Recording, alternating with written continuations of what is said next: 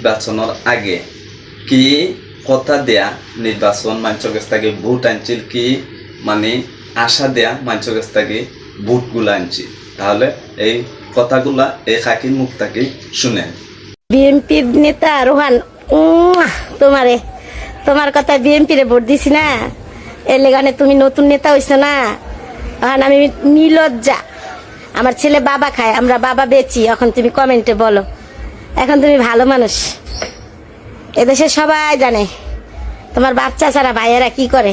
মনারকান্দির 1 নাম্বারে চিনে সবাই, এই মনারকান্দি গ্রামে করিম মেম্বারের দেওয়ারে তোমারে যখন বিএনপির ভোট দিতে বলছে বাবি বাবি, লিটন ভাইয়ের বউ বাবি, আর এখন আমরা বাবা খাই। আর তোমার ক্ষমতা দিয়া দিছে এই লুটপাট করে টাকা পয়সা সব চুরি করার জন্য, এর জন্য বিএনপির ভোট দিছি না। এখানে আমি ভালো না, খারাপ মহিলা। যখন আমার সাথে সেলফি তুলছিলা